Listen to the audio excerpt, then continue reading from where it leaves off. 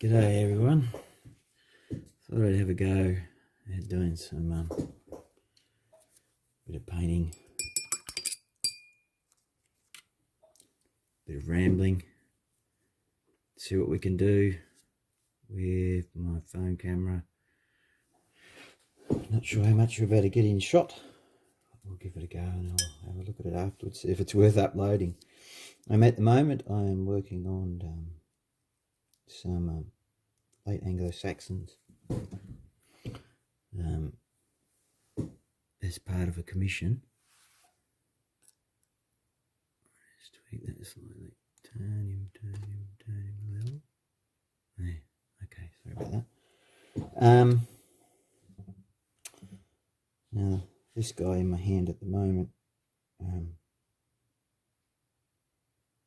he's one of the later is it Mike Bickley sculpts? Is that who I'm thinking of? Anyway, they're not part of the original Bill Thornhill sculpts. These were added to the range. So I'm doing a bunch of them at the moment. And as you can probably see, I'm going back in, highlighting back up the metallics.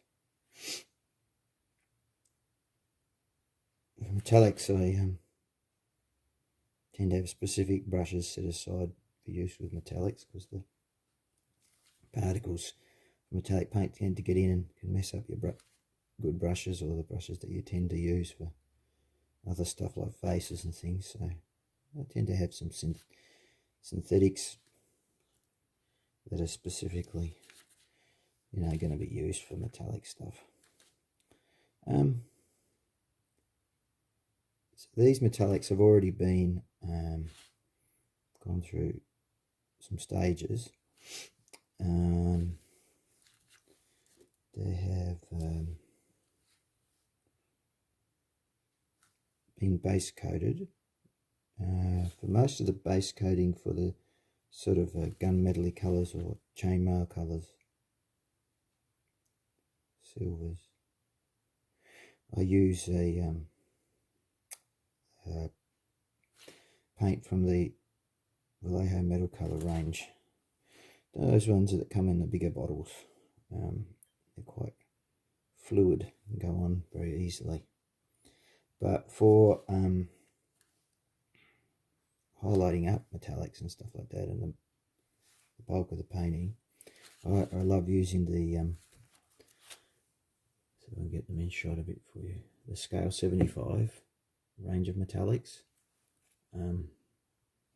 They're the best I've found, actually. I've tried a lot of different ones, and for me, if I was to sort of be forced to just choose one range of metallic paint, it would be the scale 75 stuff. I think you can probably sometimes you can find better silvers and things from other manufacturers, but as an overall range, for me, they cover all the bases pretty well with their golds and other some of the more unusual metallic colours, as well as some sort of like metallic medium type stuff that you can mix other colours with and create your own colours. So with this, I'm just using the black, what they call the black metal, to highlight back up. So as I was saying, they start with getting the I'll just grab it, show you what it is that I base coat with. Oh, there goes the tripod. Thankfully nothing was on it. Grabbed the wrong wash. This stuff, the Vallejo acrylic metal colour, suitable for airbrush, but I brush paint it. I'm not an airbrusher, so. And this is the gunmetal grey, nice and dark. Comes with an agitator. Just needs a good shake up, and it's nice and runny, nice and thin, but I like it as a base coat. And then over that, it gets a P3 armour wash that I use when I go through the stage where I put all the washes on. You know, I use the P3 armor wash for the armor, and I use Secret Weapon sewer water, a little bit sort of thinned out with water, and use that for most everything else except let me think. Oh yeah, for the wood parts I use scale 75 ink, and for some of the leather parts I use another scale 75 ink, a chestnut sort of ink, but only on some leather colours. Others I just paint up. Yeah.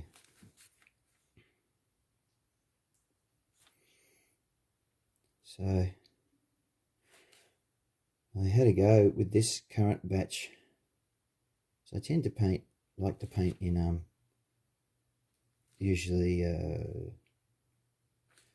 batches of about 8 at a time on my painting stands. Sometimes when I start a job, I'll do a lot of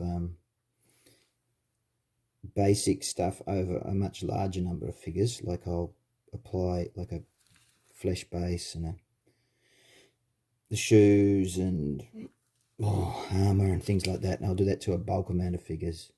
But when it comes to like actually getting down and figuring what color schemes I'm going to use on the figures, what I'm going to select, then I break it down. At that stage I've broken it down into smaller, more manageable, for me anyway, more manageable chunks. It all depends on the type of project you're painting.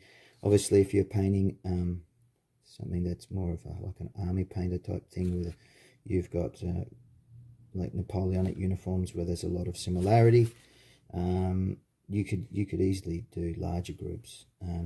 But with these, as I tend to paint a lot of figures for skirmish style games where there are lots of individuals, and so I like to break that down into bite-sized chunks, basically. So this is just my first highlight layer. I don't know if you can see if it's in shot in the camera, but to get like a good platform, a steady, physically steady platform for painting, I press into my table edge, and I have glued on here a couple of pieces of like that sort of foam that comes out of miniature blisters, and on my desk I have a piece of canvas to protect the wood surface of the desk, because it is a sort of I think it's probably an antique or something. Anyway, it's an old desk. It used to belong to my dad. So yeah, I protect it with the canvas, and then have these blocks of foam so I can really hold the handle, the painting handle, and have a really firm center, you know, less sort of prevents shaking and stuff like that. I can press my knuckles into the table edge without sort of getting calluses or blisters or anything like that. And it's good if you have any sort of troubles with tremors or anything like that. This might help. I'm not saying I do it, but you know, this could, I've heard it recommended sort of that it can help provide a good base for you to help with painting your miniature. Obviously have it on a painting stand, so you're not just holding it by the figure's base, because you'll end up with a handache doing that, and you won't get as steady a base from which to paint. So I've got it, so now reasonably, I mean, these are old plastic containers that used to have like a yogurt drink in them, and they're just blue tacked on, but they're ergonomic sort of shape, a good shape for me, and to hold in my hand, and then I can press in with, you know, with my body against sort of one end of the container, and then my knuckles into the foam, and that helps give a really steady platform, as it were, to help with painting, so you're not getting so wobbly. This can sometimes happen, but I was pretty chuffed with when I was painting these. I normally when I get to doing the faces, I'll drop down to say a size 1 or 2 like sable brush. But I pulled out from a pack of cheap brushes that I got off eBay a brand new size 8 round synthetic brush, and it actually came to a pretty good point. And gave it a bit of a wash, had a look at it, tested it on some things. There was a couple of extra teeny weeny hairs at the end that were a bit of a nuisance, so I just delicately sort of trimmed them away with a pair of scissors, and I got this excellent point. And I was able to paint the face, the whole faces and the skin and everything like that, layer it all up, but even put the eyes in with a number 8 round, which sort of was kind of amazing to me. And because it didn't dry out fast or anything, because it had a big belly on the brush, as it were, but it still came to a good point. Kept its shape. So I thought that's pretty cool. Trouble is, sometimes when you buy these packs of cheap brushes, it's a bit hit and miss as to whether you're going to get some decent larger size brushes that will do that. Sometimes they can split, but mind you, that can happen with good sable brushes as well. I was looking at a discussion on the Lead Adventure forum the other day, and they were talking about Winsor & Newton Series 7 brushes, you know, of which I've got a few myself, but you know that sometimes you can get batches where the ends, they just split, and all that you can do to try and reform them with brush soap and things like that, they still keep misbehaving, and sometimes that can just happen. So I tend to use a mixture of paint brushes, from really cheap synthetics to, you know, the Series 7 Winsor & Newton, and, you know, the expensive Kolinsky Sable types.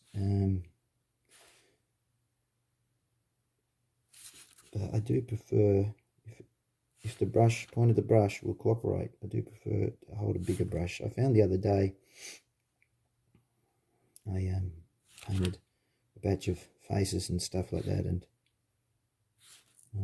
another set of 8, and I had a real handache by the end, just from gripping that smaller brush handle and smaller. I think you need a different sort of fine motor control.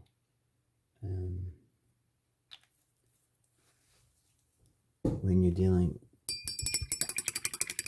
with a smaller, finer brush like that, let alone, you know, I know some guys like to use their 000s and things like that. I find it too small. Not saying that they can't have their place and be used, you know, they can, you know. I think in the end, it's whatever you're comfortable with, whatever you're used to. I mean, and the thing is, I paint a lot, so, you know, you develop muscle memory for how paint and brushes behave and stuff like that. It's just, the more you do something,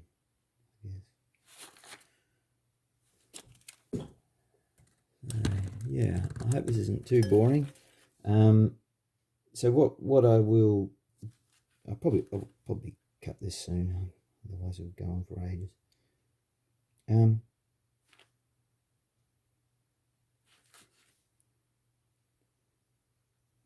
I highlight up, starting with my black metal, the sort of upper surfaces, mostly of the helmets. Try to sort of blend it in a bit as I go. Little dabs here and there, and then it gets us another lighter highlight on the helmet, because being on the top of the head, it tends to get the sunlight in it. Now with the mail, I like to keep chainmail pretty dark. I'm just touching, and this is really well, properly sculpted chainmail that he's done here. So just little edges where the sunlight might hit, tops of male sleeves, or where it pops out onto the top of his leg there. Just little patches, little creases, maybe a bit around the side of his face there. Don't be too heavy-handed, because you want, I like to have a contrast between the shinier surfaces like the helmet and the mail, unless you're painting like a fantasy type figure that has really shiny mail, you know, but generally for historicals, Dark Age stuff, I like there to be a contrast between helmets and chainmail, and of course the weapons, bladed weapons, will receive the most highlight. So you can see I'm just going on the edge of the axe initially, and then I'll sort of scuffle a bit here where it's a raised shade. I'll just scuffle a bit over the surface there, not completely covering it, leaving some of the darker areas. Yeah. Bit there. And I'll save, you know, I'll work my way through the 4 different highlights here, and after this, let's say on this axe, after the initial highlight with the black metal, sort of the back part of the axe won't get probably highlighted again. I'll just focus on the blade so that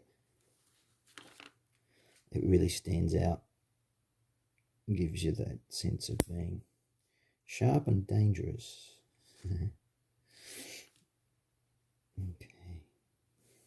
Oop. Yeah, I don't think I want that highlight there. Blob that a bit. So with these, 6 of them are getting little Big Men Studio shield decals. 2 of them I have like a teardrop sort of shaped shield on their backs that that I've just painted some freehand designs on, and using a number 9 round synthetic, which is what the majority of the figure, apart from the metallics, it's been painted with a number 9 round synthetic. Yeah, so it just shows that if you get some decent cheap ones that come to a good point, you can actually take advantage of that, and much more comfortable in your hands to hold a bigger brush, and it comes to a good point, makes it easier. The only place where you can come into problems is if the paint travels too far up the brush, and then when you're going into tight spots, you find that the edge of the brush is scraping against other places where you didn't want paint to go. So you just got to be a bit aware of that, and you might want to swap out to a thinner, longer brush to get into those areas, depending on the type of model that you're painting. Okay, so that's the end of the black metal stage. Next one up is just give it a bit of a shape. It's called thrash metal. Okay, so you can see, hopefully you can see there, this is quite a bit lighter than the black metal, but that's okay. What we do with that, and the particles in this scale 75 metallics are so fine, such a lovely finish. I just start to dab the sharp ends of the spear. I might put a dot top of the shield boss. Use some more edging on that spear. You want that to get nice and pointy and sharp. And then blending in, thin it down a bit. Blending in a bit on the top of his helmet where the sunlight is going to be hitting most. I mean, what you can do if you have the time as well,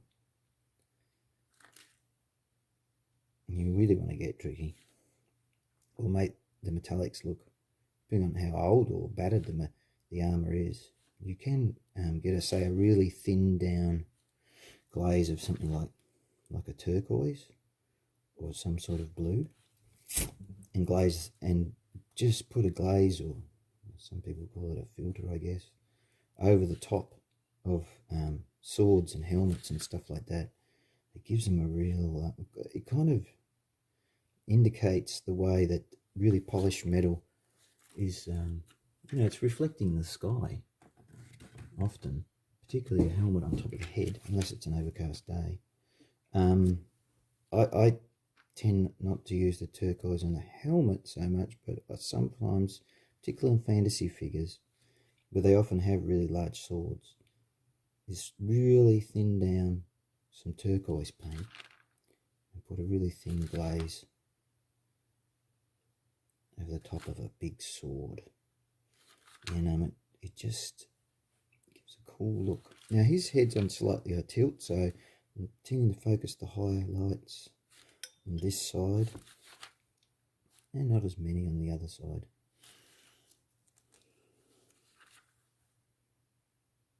Again, spear edge.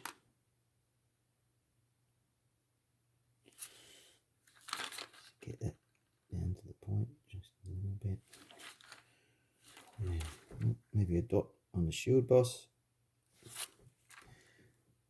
You can get through these a bit quicker because you're applying less and less paint gradually. Just a bit. Make that spear a bit brighter. Bit on the helmet. Take into account the angle that he might have his head at. If you're sort of thinking about the sun being roughly overhead, or perhaps at 45 degrees, or unless of course you're painting for a specific scenario, particularly with fantasy figures, it might be a strange world where it's underlit, it's like a lava or something, or planet or something, the main light source is coming from somewhere else. But for most of us, with our wargaming figures, it's coming from above. So again, the edge of that spear blade, and this edge of this spear blade will go through the whole 4 stages, I think is my intention, until it's just focused right down on the tip. Just a bit on the helmet.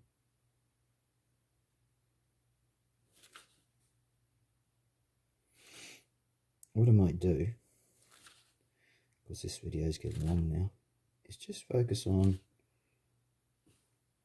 one figure at the end,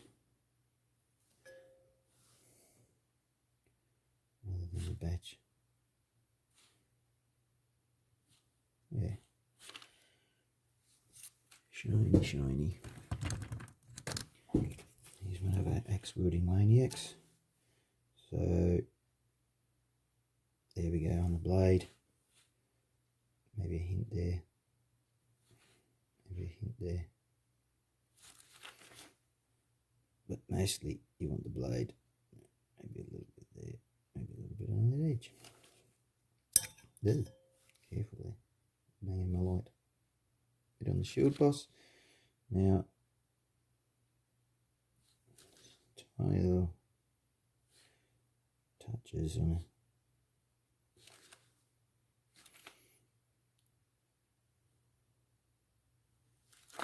his helmet.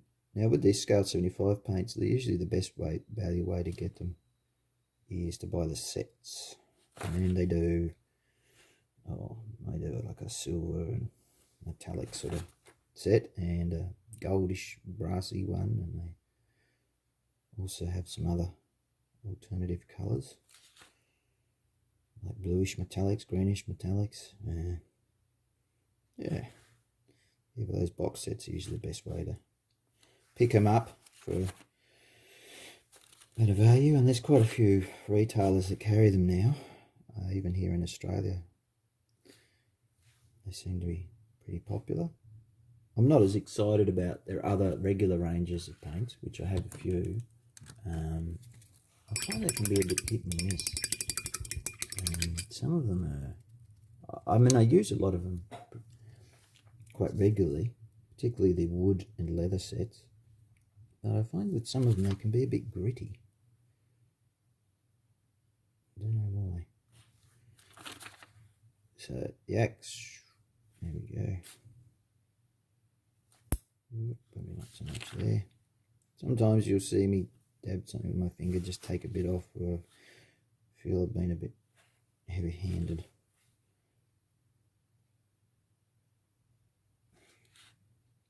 His head's tilted back a bit, so mostly dabbing away on the front piece of the, yeah, the leg's back.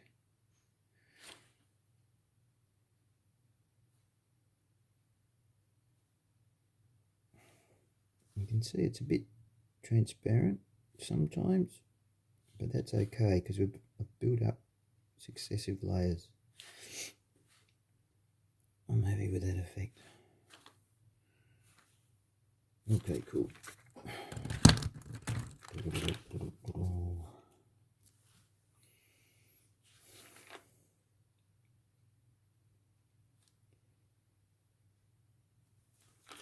Now this one's a bit easier. He hasn't quite drawn his sword, so we don't need to worry about that. We can just put sort of like a crest of this lighter metallic over that domed part of his helmet there. Maybe some spots on those rivets there.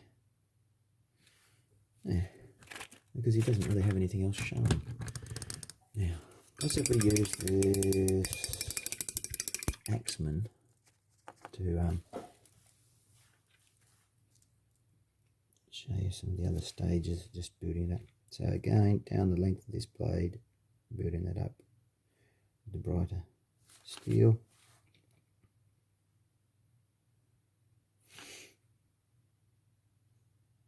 Maybe a bit along the top, maybe. And there. Touch there. And on the domey part of the helmet up there.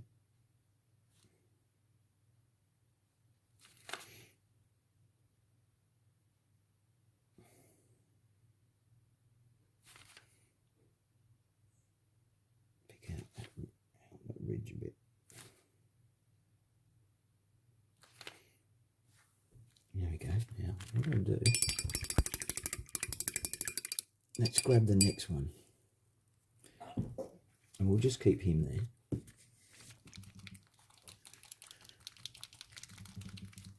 So the next one is called Heavy Metal. And I'll put it next to the, you can see the different type. There we go. Quite a lot brighter. Quite a lot brighter. So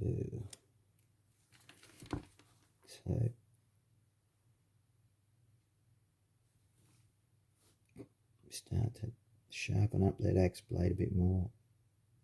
I assume these axes are somewhat exaggerated perhaps in size. They look a little bit bigger than perhaps they would have been in real life. But that's okay, that's often the way with war games miniatures. So sort of hitting the top and hitting the bottom. Maybe more. Yeah, I might put a dot up here. Maybe. Just a little.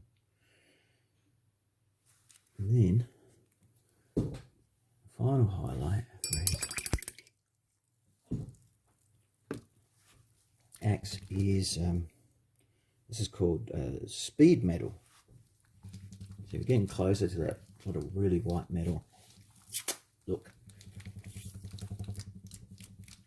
Shake, shake, shake. There we go. There is another one after this, but it's so white that it's I think it's meant to be, or I treat it as a more of a medium, like a metallic medium that you can mix with other colours. So with this, we just want the tip of that axe up there. Delicately just put that in there. With a light